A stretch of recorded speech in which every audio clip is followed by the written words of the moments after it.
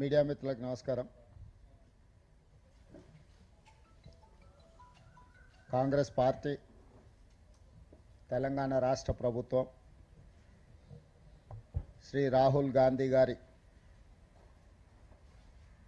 హామీ మేరకు భారత్ జోడో యాత్ర సందర్భంగా తెలంగాణ రాష్ట్ర పర్యటనలో తెలంగాణలో కాంగ్రెస్ పార్టీ ప్రభుత్వాన్ని ఏర్పాటు చేసిన తర్వాత బలహీన వర్గాలకు సంబంధించిన రిజర్వేషన్లు పెంచడము, తెలంగాణ రాష్ట్రంలో ఉన్న జనాభాను లెక్కించడమే కాకుండా అన్ని కులాల యొక్క వివరాలను సేకరించి ఆయా సామాజిక వర్గాలకు చేయాల్సిన న్యాయాన్ని చేయడానికి అవసరమైన ప్రణాళికలు సిద్ధం చేస్తామని వారు పాదయాత్ర సందర్భంగా తెలంగాణ ప్రజలకు హామీ ఇవ్వడం జరిగింది. శ్రీ రాహుల్ గాంధీ గారి భారత్ జోడో యాత్ర సందర్భంగా ఇచ్చిన హామీ మేరకు తెలంగాణ రాష్ట్ర ప్రజలు తెలంగాణలో కాంగ్రెస్ ప్రభుత్వాన్ని ఏర్పాటు చేయడం జరిగింది. తెలంగాణలో ప్రభుత్వాన్ని ఏర్పాటు చేసిన మా మంత్రిమండలి ఫిబ్రవరి 4, 2024 నాడు మొదలుపెట్టి ఫిబ్రవరి 4, 2025 నాటికి జనగణనలో కులగణనను సంపూర్ణ వివరాలను సేకరించి ఆ వివరాల సేకరణ తర్వాత విద్యా ఉద్యోగ అవకాశాలలో 42% ఓబీసీలకు రిజర్వేషన్లు ఇవ్వాలి. అదేవిధంగా రాజకీయాలకు సంబంధించి స్థానిక సంస్థలలో 42% రిజర్వేషన్లు ఇవ్వాలి అని శాసనసభలో 2 బిల్లులను ఆమోదించి గవర్నర్ గారికి పంపించడం జరిగింది. అదేవిధంగా స్థానిక సంస్థల ఎన్నికలను హైకోర్టు సెప్టెంబర్ 30 తారీఖు లోపల నిర్వహించమని ఆదేశాలు ఇచ్చిన తర్వాత ఎన్నికల నిర్వహణకు అడ్డు వస్తున్న ప్రతిబంధకాలను పరిశీలించినప్పుడు 2018లో చంద్రశేఖరరావు గారు స్థానిక సంస్థల్లో 50% మించకూడదు రిజర్వేషన్లు, 50% పరిమితం చేస్తూ టీఆర్ఎస్ ప్రభుత్వం చేసిన చట్టం అడ్డంకిగా మారడంతో అప్పటికప్పుడు మా ప్రభుత్వం ఆర్డినెన్స్ ద్వారా చంద్రశేఖరరావు గారు తెచ్చిన చట్టాన్ని సవరించి గవర్నర్ గారికి పంపించడం జరిగింది. ఆ ఆర్డినెన్స్ను కూడా గవర్నర్ గారు రాష్ట్రపతి ఆమోదం కోసం పంపించడంతో 4 నెలల క్రితం విద్యా ఉద్యోగ అవకాశాలలో 42% రిజర్వేషన్లు ఓబీసీలకు, స్థానిక సంస్థల ఎన్నికలలో 42% రిజర్వేషన్లు ఓబీసీలకు 2 బిల్లులు దాదాపుగా 4 నెలలు పూర్తయినా రాష్ట్రపతి గారు ఆమోదించలేదు. అదేవిధంగా చంద్రశేఖరరావు గారు తెచ్చిన చట్టం బీసీ రిజర్వేషన్లను 42% పెంచడానికి అడ్డంకిగా మారడంతో ఆ అడ్డంకిని తొలగించి ఆర్డినెన్స్ను కూడా రాష్ట్రపతి ఆమోదం కోసం ఎదురు చూస్తున్నది. క్షేత్రస్థాయిలో మేము చేయాల్సిన ప్రయత్నాలన్నీ చేసి అన్ని రకాల చట్ట సవరణలు చేసి శాసనసభ ఆమోదం పొంది ఏకగ్రీవంగా శాసనసభలో ఉన్న బీఆర్ఎస్, బీజేపీ, సిపిఐ, ఎంఐఎం మా ప్రభుత్వం అందరూ సభలో చర్చ పెట్టి అందరూ ఏకగ్రీవ ఆమోదంతో ఢిల్లీకి పంపిన ఈ చట్టాలు అమలు జరగకుండా వాయిదా పడుతూ వస్తుంది. అందుకే ఇది రాష్ట్ర స్థాయిలో కాదు జాతీయ స్థాయిలో ఒక పోరాట కార్యాచరణను చేపట్టాలి. ఈ పోరాటంలో జాతీయ అధ్యక్షులు రాజ్యసభలో అపోజిషన్ లీడర్ మల్లికార్జున్ ఖర్గే గారిని, Lok Sabha leader of opposition Shri Rahul Gandhi గారిని 100 మంది కాంగ్రెస్ పార్లమెంట్ సభ్యులందరూ కూడా సహకారం తీసుకొని లోక్సభ రాజ్యసభలో తెలంగాణ కోసం ఓబీసీ రిజర్వేషన్ల కోసం తీసుకున్న నిర్ణయాలు వాయిదా పడడానికి కేంద్ర ప్రభుత్వాన్ని ప్రశ్నించడానికి మేమందరం ఢిల్లీకి వచ్చి మిత్రులు పిసిసి అధ్యక్షులు మహేష్ కుమార్ గౌడ్ గారు, ఉప ముఖ్యమంత్రి బట్టి విక్రమార్క గారు, ఉత్తమ్ కుమార్ రెడ్డి గారు, మిగతా మంత్రివర్గ సహచరులం అందరం కూడా ఇందిరా భవన్లో స్పష్టంగా అధికారిక కార్యాచరణలో మేము తీసుకున్న విధానాన్ని ఈరోజు వాటి పరిస్థితులను అందరికీ వివరించడం జరిగింది. ఆనాడు శ్రీ మల్లికార్జున్ ఖర్గే గారు, శ్రీ రాహుల్ గాంధీ గారు సంపూర్ణంగా తెలంగాణ చేపట్టిన ప్రక్రియను సమర్థించుకుంటూ మేము తీసుకున్న నిర్ణయాలు ఓబీసీలకు పెంచాల్సిన 42% రిజర్వేషన్లకు సంపూర్ణ మద్దతు పలికారు. మద్దతు పలకడమే కాకుండా చట్టసభల్లో కేంద్ర ప్రభుత్వాన్ని, నరేంద్ర మోడీ గారిని మేము నిలదీస్తామని చెప్పి వారు మాకు అండగా నిలబడ్డారు. ఆ తర్వాత టాల్కటోరా స్టేడియంలో దేశం నలుమూలల నుంచి బలహీన వర్గాల ప్రతినిధులను, కాంగ్రెస్ వాదులందరినీ వేలాది మందిని పిలిపించి శ్రీ ఖర్గే గారు, శ్రీ రాహుల్ గాంధీ గారు ఒక అవగాహన సదస్సును నిర్వహించి దేశ స్థాయిలో 2026లో రాబోతున్న జనగణనలో కులగణన చేర్చడమే కాకుండా ఓబీసీ రిజర్వేషన్లను పెంచాల్సిన ఆవశ్యకతను రాహుల్ గాంధీ గారు, ఖర్గే గారు చేపట్టబోయే బాధ్యతలను సవివరంగా వాళ్ళు దేశం నలుమూలల నుంచి వచ్చిన శ్రేణులకు ఉద్దేశించి వారు ప్రసంగించడం జరిగింది. విస్పష్టంగా రాహుల్ గాంధీ గారు, మల్లికార్జున్ ఖర్గే గారు, శ్రీమతి సోనియా గాంధీ గారు పూర్తి స్థాయిలో ఓబీసీలకు అండగా నిలబడి 42% రిజర్వేషన్లను అమలు చేసే వరకు పోరాటం చేస్తామని ఆ సందర్భంగా వారు సందేశాన్ని ఇవ్వడం జరిగింది. ఆయన కేంద్ర ప్రభుత్వంలో కదలిక రాలేదు. అప్పుడు తెలంగాణ రాష్ట్ర ప్రభుత్వం, కాంగ్రెస్ పార్టీ నిర్ణయించుకున్నది, మేము గల్లీలో ఉండి మాట్లాడితే కుదరదు, ఢిల్లీలోనే మోడీ గారి మీద నిరసన కార్యక్రమాన్ని చేపట్టాలి అని తెలంగాణ రాష్ట్ర మంత్రివర్గము, పార్లమెంట్ సభ్యులు, శాసనమండలి సభ్యులు, శాసనసభ్యులు, వివిధ హోదాలలో ఉన్న కాంగ్రెస్ పార్టీ నాయకులు, నలుమూలల తెలంగాణ నుంచి బలహీన వర్గాల మద్దతుదారులు, కులానికి మతానికి అతీతంగా వేలాది మంది తరలి వచ్చి నిన్న జంతర్ మంతర్లో ఉదయం నుంచి సాయంత్రం వరకు నిరసన కార్యక్రమంలో పాల్గొనడమే కాకుండా ఇండియా కూటమికి సంబంధించిన దాదాపుగా 100 మంది పార్లమెంట్ సభ్యులు, వివిధ రాజకీయ పక్షాలు, Samajwadi party, NCP, DMK, communist పార్టీలు, ఇతర చాలా రాజకీయ పార్టీలు, దాదాపుగా 100 మంది పార్లమెంట్ సభ్యులు జంతర్ మంతర్లో మేము కాంగ్రెస్ పార్టీ ఆధ్వర్యంలో చేపట్టిన నిరసనకు సంపూర్ణమైన మద్దతు పలికి ఎక్కడైనా ఎప్పుడైనా ఈ రిజర్వేషన్లు పెంచడానికి అవసరమైన పోరాట కార్యాచరణలో వాళ్ళ సంపూర్ణమైన మద్దతు ఉంటుందని చెప్పి నిన్న వారు అక్కడికి వచ్చి ప్రసంగించడం జరిగింది. దాదాపుగా 10 రోజుల ముందు నుంచే రాష్ట్రపతి గారిని కలిసి రాష్ట్రపతి గారి దగ్గర విద్యా ఉద్యోగ అవకాశాలలో 42% రిజర్వేషన్ల బిల్లు, స్థానిక సంస్థలలో 42% రిజర్వేషన్లు ఓబీసీలకు ఇవ్వాల్సిన 2 బిల్లులు, చంద్రశేఖరరావు గారు తీసుకొచ్చి గుదిబండగా మారిన 50% పరిమితితో కూడుకున్న ఆర్డినెన్స్ను ఆమోదించండి అని రాష్ట్రపతి గారికి కలిసి విజ్ఞప్తి చేయాలని దాదాపుగా 10 రోజుల క్రితమే రాష్ట్రపతి గారి అపాయింట్మెంట్ మేము అడగడం జరిగింది.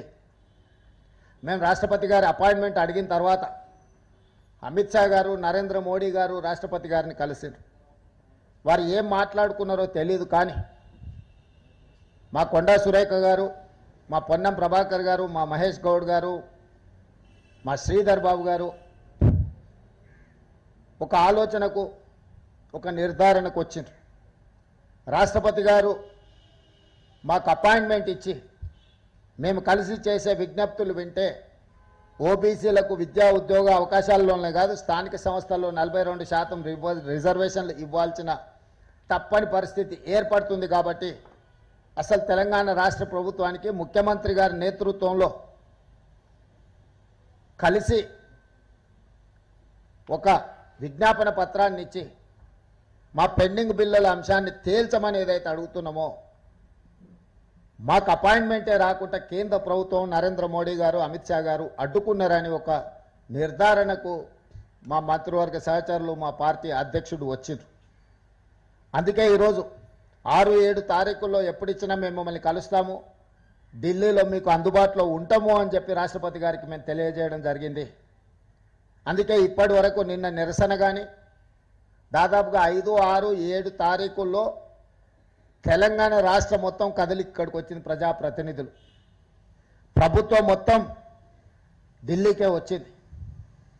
మంత్రివర్గం మొత్తం ఢిల్లీలోనే రాష్ట్రపతి గారి అపాయింట్మెంట్ కోసం ఎదురు చూస్తున్నాము. దురదృష్టవశాత్తు రాష్ట్రపతి గారి అపాయింట్మెంట్ మాకు దొరకలేదు.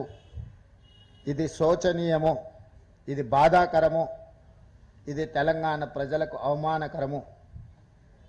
బలహీన వర్గాల హక్కులను కాలు రాయడానికి భారతీయ జనతా పార్టీ మొదటి నుంచి ఇప్పటి వరకు కుట్రలు చేస్తూనే వస్తుంది.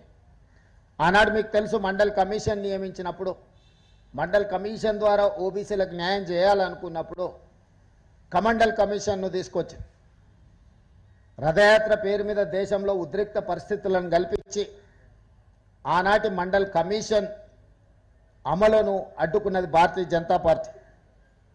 ఆ తర్వాత డాక్టర్ మన్మోహన్ సింగ్ గారు ప్రధానమంత్రిగా ఉన్నప్పుడు, యూపీఏ చైర్పర్సన్గా శ్రీమతి సోనియా గాంధీ గారు ఉన్నప్పుడు ఐఐటి, ఐఐఎం, సెంట్రల్ యూనివర్సిటీలలో బీసీ రిజర్వేషన్లు లేవు, ఖచ్చితంగా అమలు చేయాలి అని నిర్ణయం తీసుకున్నప్పుడు బీజేపీ యూత్ ఫర్ ఈక్వాలిటీ పేరు మీద ఆనాడు ఆ రిజర్వేషన్లను కూడా అడ్డుకున్నారు. కానీ మన్మోహన్ సింగ్, శ్రీమతి సోనియా గాంధీ గారు ఐఐటి, ఐఐఎం, సెంట్రల్ యూనివర్సిటీల్లో ఓబీసీ రిజర్వేషన్లు అమలు చేయడం ద్వారా ఆనాడు అండగా నిలబడ్డారు. ఆ రోజు కూడా కుటిల నీతిని భారతీయ జనతా పార్టీ ప్రదర్శించింది. ఈనాడు మేము మొదలుపెట్టిన ఓబీసీ రిజర్వేషన్ల పెంపును 42% ఎట్లయినా అడ్డుకోవాలి అని బీసీ ద్రోహులుగా ఉన్న బీజేపీ ఈరోజు ముస్లింలకు స్థానిక సంస్థలలో రిజర్వేషన్లు ఇస్తున్నారని ఒక వితండవాదం చేస్తున్నారు. మేము పంపించిన బిల్లులను మీరు చూడండి, ఎక్కడైనా ఏదైనా మతానికో ఏదైనా కులానికో ప్రత్యేకమైన రిజర్వేషన్ ఉన్నదా? స్థానిక సంస్థల్లో 42% ఎన్ బ్లాక్గా ఎస్సీ రిజర్వేషన్లు కానీ, ఎస్టీ రిజర్వేషన్లు కానీ, ఓబీసీ రిజర్వేషన్లు కానీ ఎన్ బ్లాక్గా కేటాయించడం జరుగుద్ది. కులాలు, ఉపకులాల పేరు మీద రిజర్వేషన్లు ఎక్కడా లేవు, ఇప్పటి వరకు అమలు జరగలేదు. ఎస్సీ, ఎస్టీ, ఓబీసీ రిజర్వేషన్లు ఎన్ బ్లాక్గా వాళ్ళ జనాభా దామాషా ప్రకారం ఎస్సీ, ఎస్టీలకు రిజర్వేషన్లు అమలు చేయడం, ఓబీసీలకు గతంలో చంద్రశేఖరరావు గారు మేము 34% ఇస్తే ఆయన 23%కి తగ్గించి కుదించి ఎన్ బ్లాక్గా 23% రిజర్వేషన్లు అమలు చేశాడు. ఈరోజు యాజ్ ఇట్ ఈజ్గా 42% ఎన్ బ్లాక్ రిజర్వేషన్లు ఇవ్వాలి ఓబీసీలకు అని మాత్రమే చట్టంలో ఉంది. కానీ దురదృష్టవశాత్తు కేంద్ర మంత్రి కిషన్ రెడ్డి గారు, బండి సంజయ్ గారు వారు చట్టాన్ని చదివినరా, చదవలేదా, లేకపోతే రాజకీయ ప్రేరేపితమైన ఆలోచనలతోని చదవకుండానే కళ్ళు మూసుకొని మాట్లాడుతున్నారా నాకు తెలీదు. ఈరోజు మీరు ముస్లింలకు రిజర్వేషన్లు ఇస్తున్నారు కాబట్టి మేము 42% అడ్డుకుంటున్నాము అని వితండవాదం చేస్తున్నారు. అందుకే నేను సూటిగా అడిగిన, 2017లో రాజస్థాన్ నుంచి ఒక అబ్దుల్ సత్తార్ అని యూపీఎస్సీలో ఒక వెనుకబడిన ముస్లిం జాతి అయిన ఓబీసీ రిజర్వేషన్లో ఐఏఎస్ సాధించిండు. అదేవిధంగా 1971 నుంచి నూర్ భాష కానీ, దూదేకుల కానీ, ఇతర వివిధ వృత్తులను చేపట్టే ముస్లింలకు చట్టంలోనే రిజర్వేషన్లు ఉన్నాయి. ఆ రిజర్వేషన్లు మహారాష్ట్రలో ఆర్ఎస్ఎస్ కేంద్ర కార్యాలయం ఉన్న మహారాష్ట్రలో ఉన్నాయి, నరేంద్ర మోడీ జన్మించిన గుజరాత్లో ఉన్నాయి, నరేంద్ర మోడీ ప్రాతినిధ్యం వహిస్తున్న ఉత్తరప్రదేశ్లో ఉన్నాయి. మీ రాష్ట్ర ప్రభుత్వాలు ఉండి, మీరే కేంద్రంలో ఉండి, మీరు మహారాష్ట్రలో ఓబీసీ రిజర్వేషన్లలో ముస్లింలకు అనుమతిస్తారు, గుజరాత్లో ఓబీసీ రిజర్వేషన్లలో ముస్లింలకు అనుమతిస్తారు, ఉత్తరప్రదేశ్ ఓబీసీ రిజర్వేషన్లలో ముస్లింలకు అనుమతిస్తారు. నరేంద్ర మోడీ గారు ఒక అడుగు ముందుకేసి ఆయన ఇంటర్వ్యూలోనే చెప్పాడు, నేను ముఖ్యమంత్రి అయిన తర్వాత గుజరాత్లో రిజర్వేషన్లు పెంచడమే కాదు ముస్లింలకు బీసీ రిజర్వేషన్లు ఇచ్చిన నేను అని నరేంద్ర మోడీ గారు స్వయంగా చెప్పారు. ఇంత స్పష్టంగా వెనుకబాటు ప్రాతిపదికన సామాజిక ఆర్థిక వెనుకబాటు ఆధారంగా రిజర్వేషన్లు నిర్ణయింపబడతాయి, మతాల ప్రాతిపదికన రిజర్వేషన్లు రాజ్యాంగంలోనే లేదు, మేము అలాంటి రిజర్వేషన్లు చేయలేదు అని మేము చెప్తుంటే లేదు లేదు లేదు మీరు ముస్లింలకు రిజర్వేషన్లు ఇస్తున్నాం కాబట్టి మేము అడ్డుకుంటున్నాం అంటున్నారు. ఓబీసీలు అంత అమాయకులేం కాదు, వాళ్ళు చట్టం చదువుకురు, వాళ్ళు జడ్జులైనరు, వాళ్ళు న్యాయవాదులైనరు, వాళ్లకు సామాజిక స్పృహ ఉన్నది. ఈ ఓబీసీ రిజర్వేషన్లు పెంచాలనుకున్న ప్రతి ఒక్కరికి, సామాజిక చైతన్యం కలిగిన ప్రతి వాళ్ళు బీజేపీ ఏ విధంగా ఓబీసీ రిజర్వేషన్లను అడ్డుకోవడానికి ముస్లిం రిజర్వేషన్లను అడ్డం పెట్టుకుంటున్నారు. ఇది బీజేపీ అడ్డుకోవడానికి చేస్తున్న ప్రయత్నం. ఇక బీఆర్ఎస్ సికండి పాత్ర పోషిస్తుంది. ఎట్లయినా కాంగ్రెస్ని దెబ్బతీయాలి కాబట్టి మేము బీజేపీతోనే అంటగాగుతాము, మేము కాంగ్రెస్ పార్టీ చేస్తున్న ఏ మంచికి సహకరించము, విధ్వంసపూరితంగా వ్యవహరిస్తున్న బీజేపీకి మేము అండగా నిలబడతామని బీఆర్ఎస్ తయారైంది. సెకండ్ పాత్ర పోషిస్తుంది ఈరోజు బీఆర్ఎస్. ఎందుకు బీఆర్ఎస్ బీజేపీ చేస్తున్న తప్పిదాలను ప్రశ్నించడం లేదు? ఎందుకు నిన్న ధర్నాలో బీఆర్ఎస్కు సంబంధించిన రాజ్యసభ సభ్యులు పాల్గొనలేదు? ఇక్కడికి రాకపోను మేము చేసిన ధర్నాను అవహేళన చేస్తారు. తాటి చెట్టు అట్లా పెరిగితే కాదు, ఆవగించంత అవగాహన కూడా ఉండాలి. చెట్టు లెక్క పెరిగితే ఏం ప్రయోజనం లేదు సమాజానికి, ఆవగింజంత అయిన అవగాహన ఉండాలి. మమ్మల్ని బలహీనం చేసేటట్టు, మా చేతులు గట్టేసేటట్టు వ్యవహరిస్తుంది బీఆర్ఎస్ తప్ప బీసీలకు ఏమైనా మద్దతుగా నిలబడదామనే సోయే లేకుండా పోయింది. ఈ నేపథ్యంలో బీజేపీ బీఆర్ఎస్ ఏ విధంగా అడ్డుకుంటుండ్రో, ఏ విధంగా బీసీ రిజర్వేషన్లను 50% మించకూడదు అని చట్టం చేయడం ద్వారా బీఆర్ఎస్, 42% బిల్లులను ఆమోదించకుండా బీజేపీ, వీళ్ళిద్దరూ బీసీ ద్రోహులుగా, బీసీ వ్యతిరేకులుగా తెలంగాణ సమాజం భావిస్తుంది. తాత్కాలికంగా మీరు విజయం సాధించినామని మీరు అనుకుంటుండొచ్చు, కానీ ఏ సమస్యను దీర్ఘకాలికంగా వాయిదా వేసినా అది మిమ్మల్నే బలి తీసుకుంటుంది. ఇప్పటికైనా తక్షణమే ఈ బిల్లులను, ఈ ఆర్డినెన్స్ను ఆమోదించాలి. నరేంద్ర మోడీ గారు సూచించాలి. మేము కూడా విజ్ఞప్తి చేస్తున్నాం, మీరు చెయ్యండి.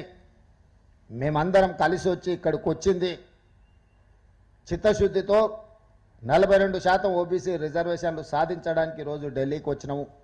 3 రోజులు ఇక్కడ ప్రయత్నం చేసినాము. కానీ కేంద్ర ప్రభుత్వం వైపు నుంచి ఏమాత్రం కూడా సహకారం అందడం లేదు. బీఆర్ఎస్ వాళ్ళు పరోక్షంగా నైతిక మద్దతు కూడా బీసీలకు ఇవ్వడం లేదు.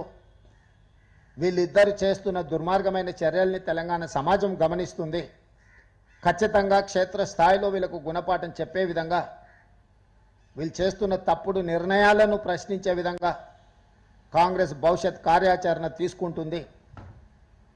ఈరోజు భవిష్యత్ కార్యాచరణ కూడా వెళ్ళిన తర్వాత పొలిటికల్ అడ్వైజరీ కమిటీ సమావేశాన్ని ఏర్పాటు చేసి ఏ విధంగా ముందుకు వెళ్ళాలి, ఏ రకమైన ఒత్తిడి తీసుకురావాలి, చట్టపరమైన, న్యాయపరమైన, ప్రజాక్షేత్రంలో తీసుకోవాల్సిన కార్యాచరణ మీద హైదరాబాద్కు వెళ్ళి పిఏసీ సమావేశాన్ని ఏర్పాటు చేసి భవిష్యత్ కార్యాచరణను నిర్ణయించడం జరుగుతుంది.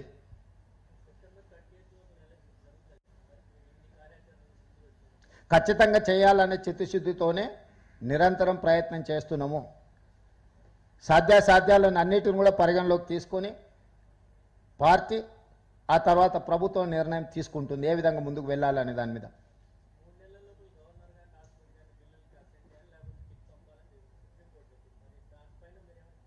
ఆల్రెడీ కోర్టులోనే ఆ కేసు వాదనలు జరుగుతుంది, వాయిదాలు వేసిండ్రు.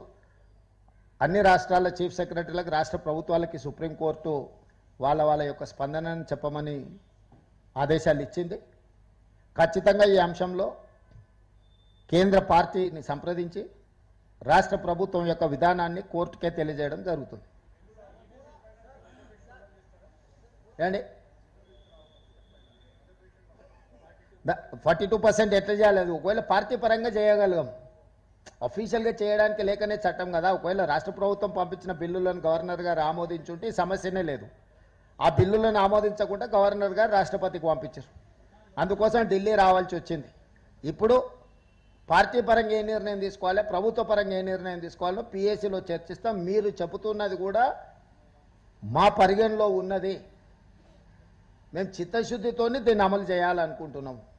దానికి అవసరమైన కార్యాచరణ అందరినీ సంప్రదించి, ఎందుకంటే అందరి ముఖ్యమైన నాయకులు, సీనియర్ నాయకులు హనుమంతరావు గారు, కేశవరావు గారు, జానారెడ్డి గారు, ఈ విధంగా చాలామంది సీనియర్ లీడర్స్ అందరు కూడా ఉన్నారు. వెనక్కి వెళ్ళిన తర్వాత పిఎస్సి సమావేశాన్ని ఏర్పాటు చేసి అక్కడ కార్యాచరణ, భవిష్యత్ కార్యాచరణను ఏ విధంగా అమలు చేయాలి 42%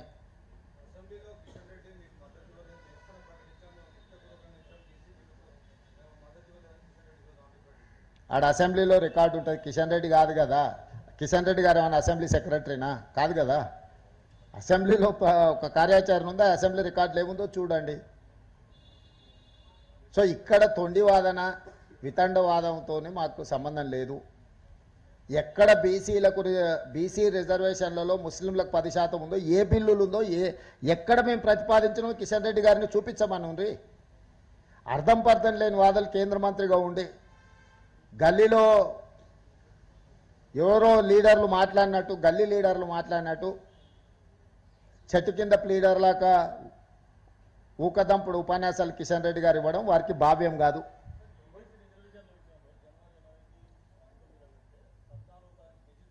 అవును, వాళ్ళకు లేదు, చిత్తశుద్ధి లేదు. ఈడబ్ల్యూఎస్ రిజర్వేషన్లో 10 రోజుల్లో మొత్తం అన్ని చట్టం చేసి 10% రిజర్వేషన్లు ఇచ్చిన బీజేపీకి, రైతు వ్యతిరేక నల్ల చట్టాలు ఒకటే రోజులో ఆమోదింపజేసుకున్న బీజేపీకి ఓబీసీ రిజర్వేషన్లు ఇవ్వాలన్న ఆలోచనే లేదు. పోనీ మీకేందైనా ఆలోచన ఉంటే చట్టం చేయండి, పార్లమెంట్లో మీరే చేయండి. 42% ముస్లింలకు మైనస్ చేసి ఓబీసీలకు రిజర్వేషన్లు ఇస్తామని మోడీ గారికి చెప్పి మీరే బిల్లు పెట్టండి, పార్లమెంట్ జరుగుతుంది కదా.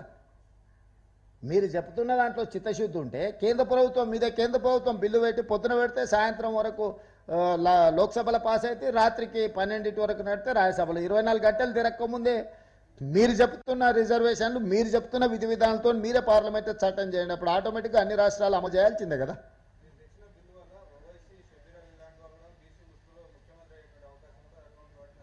అంటే మైనారిటీలు ఈ దేశంలో ముఖ్యమంత్రులు కాకూడదా? జనరల్ సీట్ ఉన్న మైనారిటీలు ముఖ్యమంత్రులు కావచ్చు. చాలామందిని కాంగ్రెస్ పార్టీ మైనారిటీలను ముఖ్యమంత్రిని చేసింది, రాష్ట్రపతులను చేసింది. ఏం బాధని మాట్లాడుతుండేనా? అర్థం ఉందా ఏమన్నా? అంటే ఈ దేశంలో మైనారిటీలకు తావు లేదా? ఉండనియరా? భారత రాజ్యాంగం ఏం చెప్తుంది? ఈ మాత్రం కూడా కేంద్ర మంత్రికి అవగాహన లేదా? అసలు ఏమన్నా అర్థం ఉందా? ఈ దేశంలో ఎంతోమంది మైనారిటీలను కాంగ్రెస్ పార్టీ ముఖ్యమంత్రులను చేసింది వివిధ రాష్ట్రాలకు.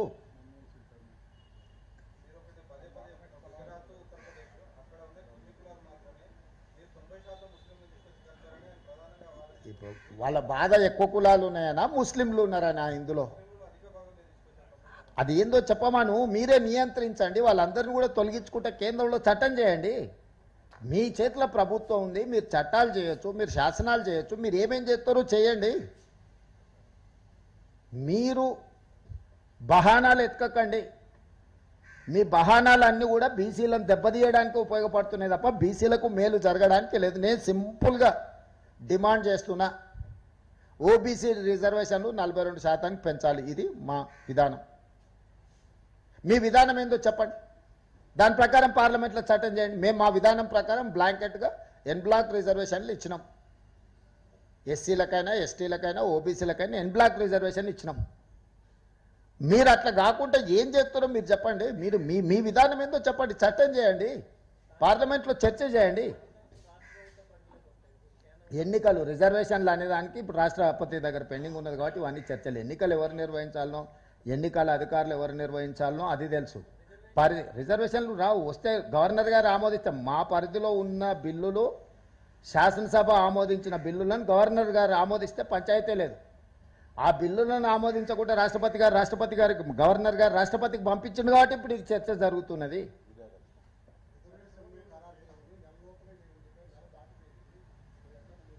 ఇంకా ఇప్పుడు అందుకే ఎట్లా పోవాలనే దాని మీదనే ఢిల్లీకి వచ్చినాం, అన్ని ప్రయత్నాలు చేసినాం.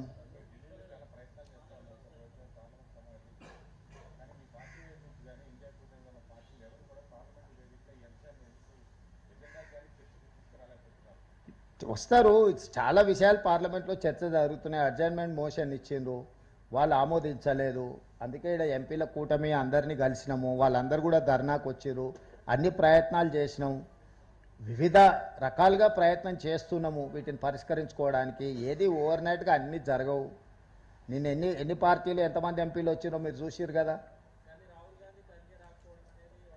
ఎవరే బుర్రలేని మాటలు. రాహుల్ గాంధీ ఖర్గే గారు ఇందిరా భవన్లో వచ్చి కూర్చొని 4 గంటలు కూర్చొని మేము ఇచ్చిన పవర్ పాయింట్ ప్రజెంటేషన్ చూసి దేశానికే సందేశం ఇచ్చారు. This is one of the best model in India, everyone has to follow Telangana model అని చెప్పి ఖర్గే గారు రాహుల్ గాంధీ గారు సంపూర్ణంగా 4 గంటలు కూర్చొని చెప్పిండ్రు. ఆ తెల్లారి తాల్కటోరటేరియంలో దేశంలో ఉన్న వాళ్ళు అందరినీ పిలిపించి రాహుల్ గాంధీ ఖర్గే గారు మద్దతు ఇచ్చిండ్రు. ఇది ఒక ప్రాసెస్, కంటిన్యూస్ ప్రాసెస్. ప్రతిరోజు ఈయన రాలేదు, అసలు పార్లమెంట్కి రాని ప్రధానమంత్రి గురించి వాళ్ళు ఏం మాట్లాడారు, పెండింగ్ ఉన్న బిల్లుల గురించి ఏం మాట్లాడారు, రోజు వీళ్ళు ఏం పంచాలో వాళ్ళే చెప్తారా. సిబు సోరెన్ గారు చనిపోయింది, ఆ కుటుంబాన్ని పరామర్శించడానికి రాహుల్ గాంధీ పోయింది. అక్కడ నుంచి కోర్టులో కేసు పెట్టారు, తప్పుడు కేసు పెట్టిండు కాబట్టి లా అబైడింగ్ సిటిజన్గా కోర్టుకు అటెండ్ చేసిండు రాహుల్ గాంధీ. ఇంత కూడా జ్ఞానం లేకుండా అజ్ఞానులాగా మాట్లాడితే మనం ఏం చేస్తాం, జాలిపడడం తప్ప. అర్థం పర్థం లేని ఆరోపణలు, ఆయన లేడు ఈయన లేడు, వాళ్ళు ఎవరు లేరు. మీకేం రోగం వచ్చింది, మీకు ఏమైనా పెద్ద రోగం వచ్చిందా, మీరు చేయొచ్చు కదా. అడుగుతున్నది మిమ్మల్ని కదా. ఇప్పుడు బీజేపీ వాళ్ళకు ఏమైనా పెద్ద రోగం వచ్చిందా, ఎందుకు చేస్తలేరు?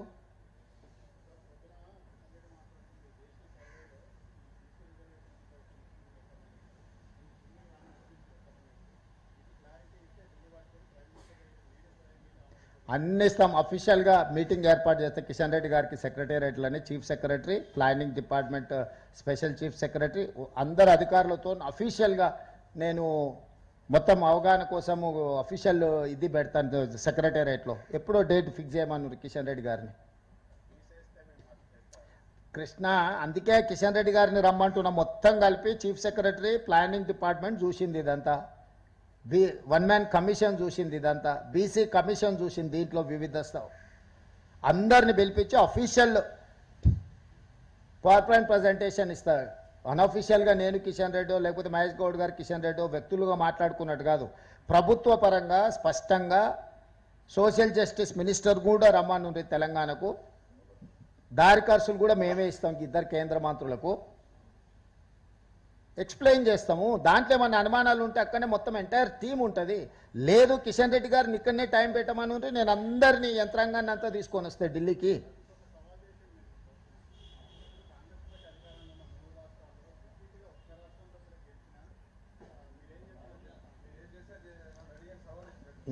ఇప్పుడు మనం ఏం అడుగుతున్నామో ఆయన ఏం మాట్లాడుతుండు. 2004 నుంచి 2014 రాష్ట్రంలో కేంద్రంలో రిపీట్ చేసిందా లేదా కాంగ్రెస్ పార్టీ? ఏం మాట్లాడుతుండ ఆయన? ఉమ్మడి ఆంధ్రప్రదేశ్లో భారతదేశంలో 2004, 2009 రిపీటెడ్గా 2 సార్లు కాంగ్రెస్ పార్టీ గెలిచి చూపించింది. అర్థం లేని వాదనలు అంత కోరుకుంటే 29 ఎట్లాగో తెలంగాణ గెలుస్తా కదా, అప్పుడు చూపిస్తా. కేంద్రంలో గెలుస్తాం కదా, అప్పుడు చూపిస్తా రాష్ట్రంలో కేంద్రంలో ఎట్లా గెలుస్తామో.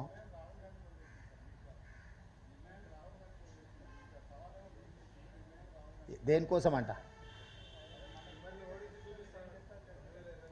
ఖచ్చితంగా ప్రయత్నం చేయమని ఉండ్రి. నేను అదే చెప్తున్నా, మోడీని గద్దె దించుతామని మేము సవాల్ చేస్తున్నాం. దిగకుండా ఆయన ఎట్లా అడ్డుపడుతాడో పడ్డమని ఉండ్రి. 150 సీట్లు దాటనీయమని చెప్తున్నా నేను ఈరోజు బీజేపీకి కేంద్రంలో.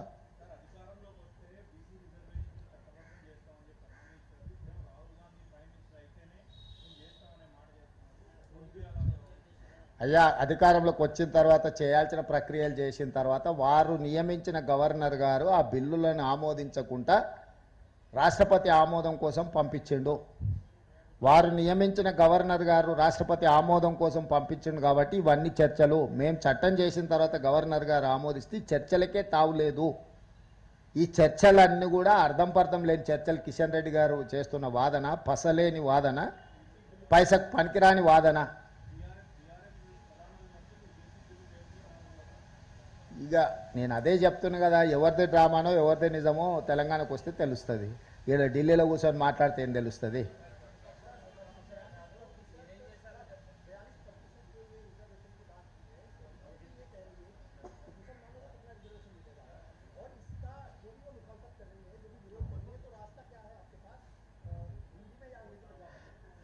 हम लोग राहुल गांधी जी जो पदयात्रा में भारत जोड़ो में वादा किया था इस देश को और तेलंगाना जनता को खासकर, तेलंगाना में कांग्रेस सरकार बनने के बाद जनगणना में जाति गणना के साथ साथ ओबीसी रिजर्वेशन 42% बढ़ाने के लिए वादा किया था।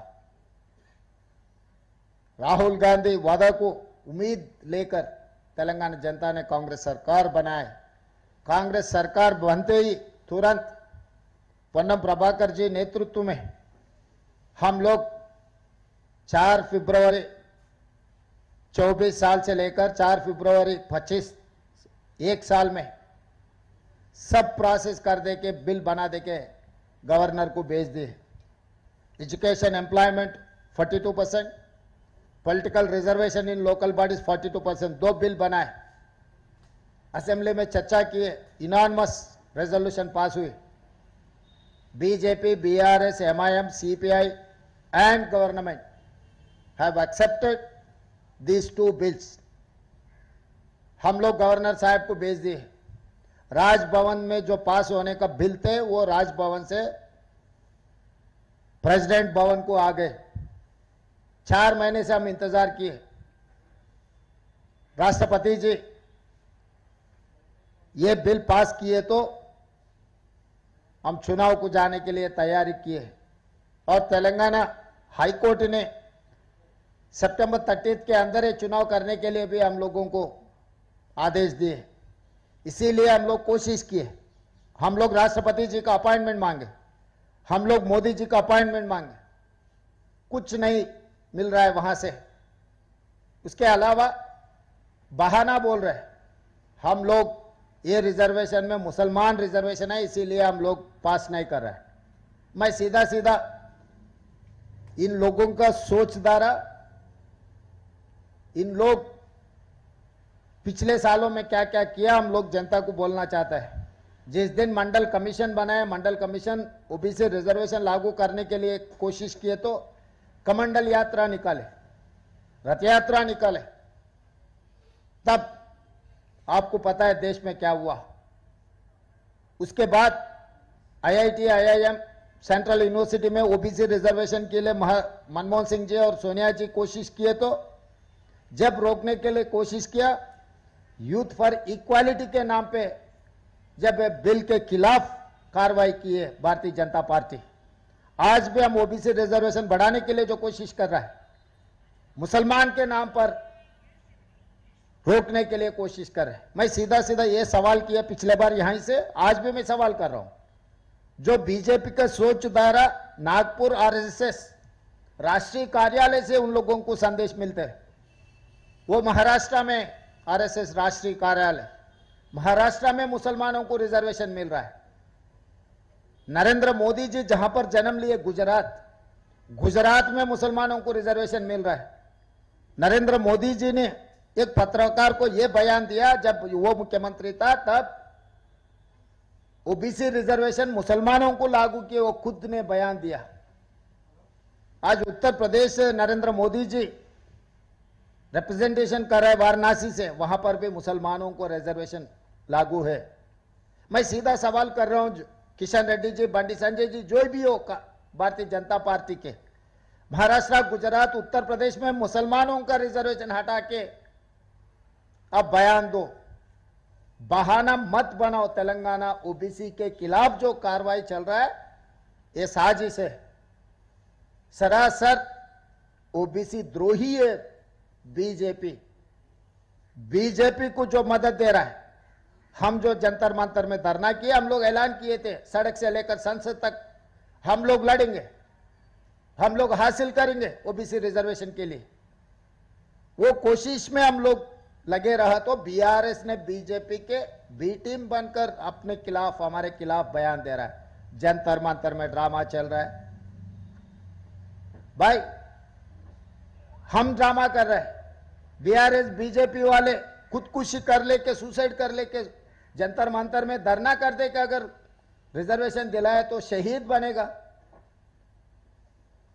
एक बड़ा मॉन्यूमेंट कुछ बनाएंगे तेलंगाना में ओबीसी के लिए, जो शहीद हुआ बीजेपी बीआरएस वाले को। क्यों झूठे बातों से ओबीसी को अन्याय करने के लिए जो कोशिश कर रहे हैं, सरासर एक ठीक नहीं है। इसीलिए हम लोग साफ साफ कह दे रहे हैं, मोदी जी आप हमारे रिजर्वेशन को रोकने के लिए कोशिश मत करो। अगर आपके कोशिश ऐसी जारी रहेंगे आने वाले चुनाव में आपको हटा देकर राहुल गांधी जी को प्रधानमंत्री बना देकर हम रिजर्वेशन हासिल कर लेंगे।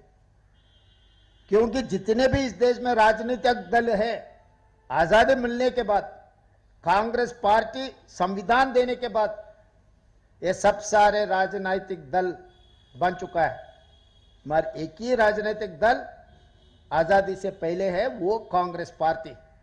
कांग्रेस पार्टी के लिए कोई सिखाने का जरूरी नहीं है। जिस दिन इस देश के आबादी पूरा आजादी के लिए जब लड़ रहे सोच रहे थे, तब कांग्रेस पार्टी ने जन्म लिया। हम लोग शहीद होकर इस देश जनता को आजादी दिलवाए। जब इस देश जनता को संविधान का जरूरत है, संविधान हमने दिए। इस देश को तिरंगा झंडा हमने दिए। इस देश में एससी एसटी रिजर्वेशन से लेकर ओबीसी रिजर्वेशन तक कांग्रेस पार्टी ने दिया हुआ है। जब जब जनता की जरूरत है, वो जरूरतों को हम पूरे किए। आज भी हम लोग कोशिश कर रहे, हम लोग लड़ रहे, विपक्ष में लड़ रहे। अगर कामयाब नहीं हुआ तो सरकार बना दे के हम लोग कामयाब हो जाएंगे। एक दो दिन रोक सकता है लोग, मगर जो बीच में आता है, राहुल जी सोचदारों को, कांग्रेस सोचदारों को रोकने के लिए जो भी रोकने के लिए कोशिश करेगा, सबको हटा देंगे, सबको मिटा देंगे, मिट्टी में मिला देंगे। लाल किले पे तिरंगा झंडा लहराएंगे, राहुल जी को प्रधानमंत्री बनवा के हम ओबीसी रिजर्वेशन लागू कर देंगे।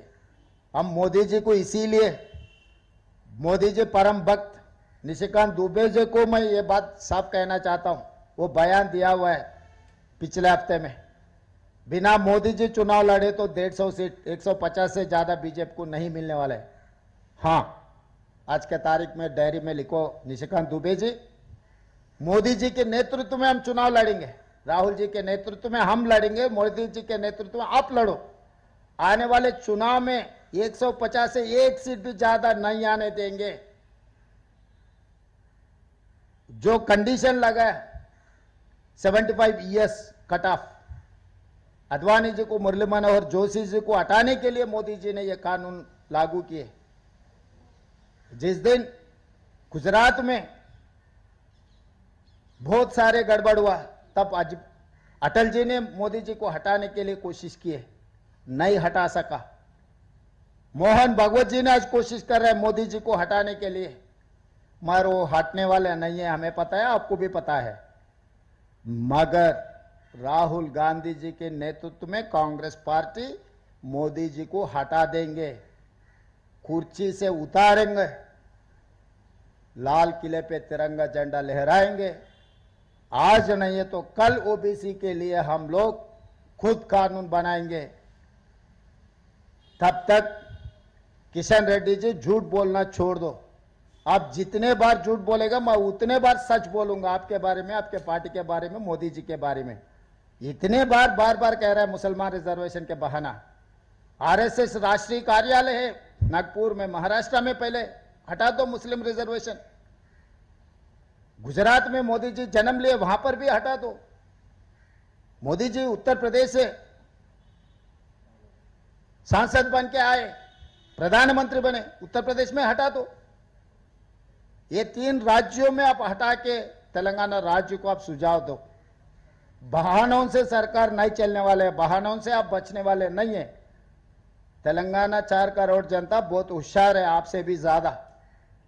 इस देश को चलाया है तेलंगाना का धरती पुत्र पीवी नरसिंह राव ने। इस देश को कैसे आगे लेकर जाना है, तेलंगाना ने रास्ता दिखाया। इतना याद रख के अब राजनीति करो।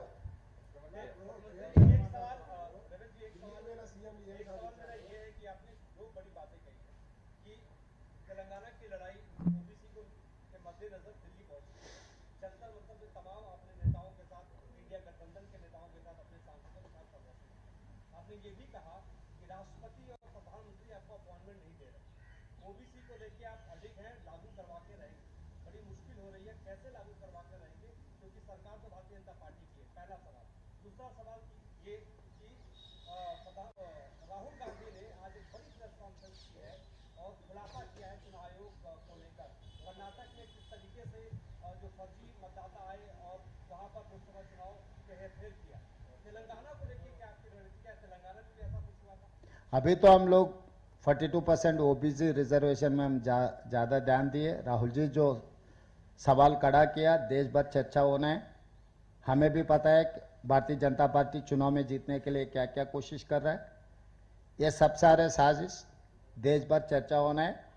आने वाले बिहार इलेक्शन में जो कोशिश कर रहा है सरकार बनाने के लिए, सब होशियार रहना, मीडिया के साथ साथ इस देश के जनता, क्योंकि अब कितना भी मेहनत करो, लोग कितना भी चाहिए, ऐसे सरकार बनाने में अगर बीजेपी बार बार कामयाब होते गए तो इस देश के लिए नुकसान है। यह प्रजातंत्र राजतंत्र में ऐसे कोई भी कोशिश किए ठीक नहीं है। इसीलिए हम लोग सब सोचकर, एक गंभीर समस्या है, देश को आगे लेकर जाने के लिए हम लोग सब चर्चा करना है, एक रास्ता निकालना है। जहां तक मैं समझता हूं ये रास्ता का एक ही जवाब है, मोदी जी को हटाने का। जब तक मोदी जी कुर्सी में बैठेगा ये सब सारे होते रहता है। एक बार दंगल होगा, एक बार जाति के नाम पे, एक बार भाषा के नाम पे, दूसरे बार इलेक्शन कमीशन के नाम पे कुछ ना कुछ गड़बड़ होते रहता है। सब समस्याओं का एक ही जवाब है, मोदी जी को हटा दो।